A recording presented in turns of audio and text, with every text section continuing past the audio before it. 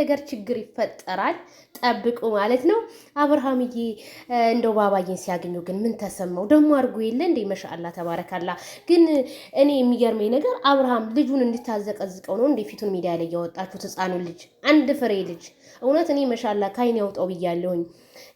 በቃ አብርሃምና ሩታ ልጅነቱ አልለቀቃቸውም ማለት ነው። እንግዲህ ሩታም አዝናለች። አብርሃም ግን ሸገር ይዞ ለመግባት ፈቃደኛ ነው። ሩታ ግን አሁንም በቃ ልጁን እኔ ብቻ ይዤ እንዴ ሩታ ሁለታችሁም ናችሁ ልጁን የለፋችሁበት። ስለዚህ ወይ አብራችሁ ኖራችሁ ማሳደግ እንጂ እኔ ብቻ ለያዝ ግን አያስፈልግም። ሩታዬ በፍጹም አያስፈልግም። ካልዳነ ይሙት እንዴ። ጽጌ ግን ያራዳ ልጅ መችሽ።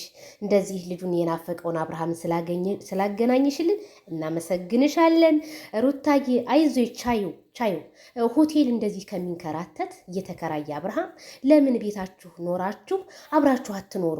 የኔ ጥያቄ ነው። ግን ቤተሰብ አብረ የማይኖርበት ምክንያት እንዴ? በቃ ታረቁልን።